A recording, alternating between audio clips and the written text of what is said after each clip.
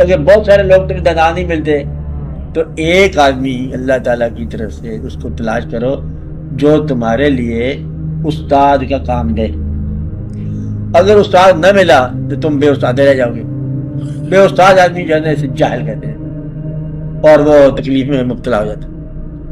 اس وقت مذہب کو نہیں مانتا، کیونکہ مذہب ہم مانتے ہیں ہے تو اللہ کا، لیکن ہم مانتے ہیں استاد کے حوالے سے جس نے پہلے دن پڑھایا کہ انہوں نے کہا، ابا حضور نے کہا کہ یہ مذہب سچا ہے تو ہم نے اس کو سچا ہی مان لیا، ہمیں تحقیق نہیں ہے. آپ بات سمجھ رہے ہو؟ تو لہٰذا اب اس پر ہماری بحث بھی نہیں ہے، کیونکہ اس کے اندر وہ باتیں ہیں جو ہم ثابت نہیں کر سکتے. ہر مسلمان جانتا ہے کہ ہمارے مذہب میں ایک بات ہے، کہتے یہ فرمانے والوں نے فرمایا کہ فرشتے ہیں.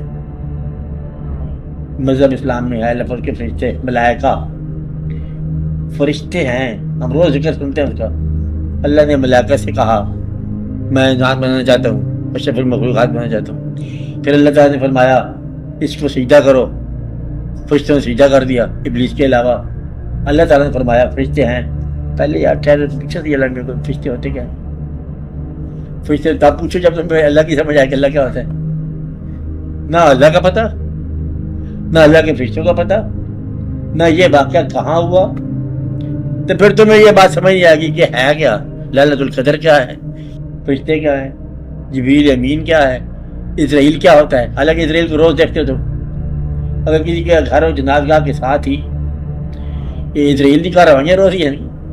ہر روز دن میں 70 مرتبہ جو کوئی جاننے والے کارپوریشن کا بھی آپ نے ملازمت کیا کسی نے ڈیلی جو ہے وہ کتنے سرٹیفکیٹ دینے پڑتے ہیں. ڈیتھ سرٹیفکیٹ کتنے ہوتے ہیں جی؟ آپ بتاؤ بات ہے کتنے ہوتے ہیں آپ کے لاہور میں؟ کتنی ہوگی گنجائش؟ جاننے والوں کی تعداد کتنی ہوگی؟ وہ 250-300 لگاؤ جی، زیادہ ہی لگا دو. یہ روز کارروائی اسرائیل کے مارے ہو رہی ہے. اسرائیل ہوتا کیا ہے؟ ابا حضور کون لے گئے، امی جان کو کون لے گئے، دادی اماں کون لے گئے؟ اسرائیل ہی آتے. نظر نہیں آیا، ان نظر ایک دفعہ آتا ہے، اس کے بعد نظر کچھ نہیں آتا.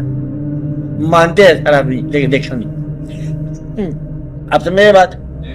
اب اس کو ہم نے مان لیا کہ ہے دیکھے بغیر. کیوں مان لیا؟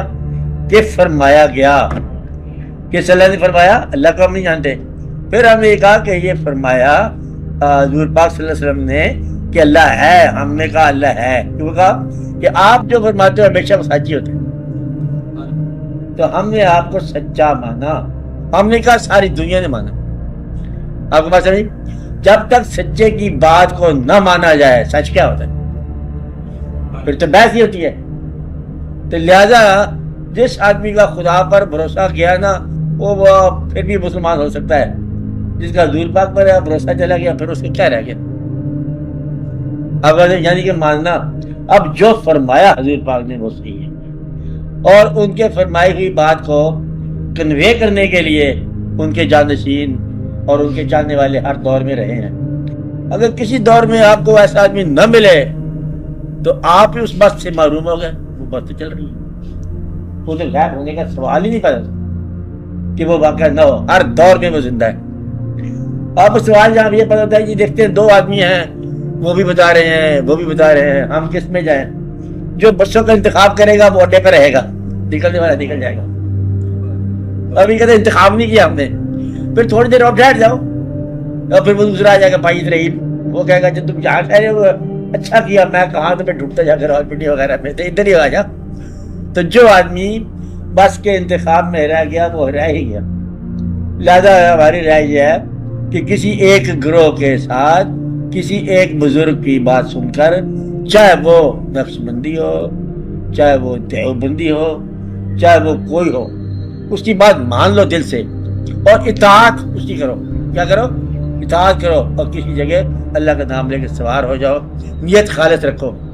ارد گرد کا کام یہ دیکھو وہاں کیا تھا تو وہاں کیا نہیں ہے. دیکھو میں امان سے خیریت سے کنارے لگ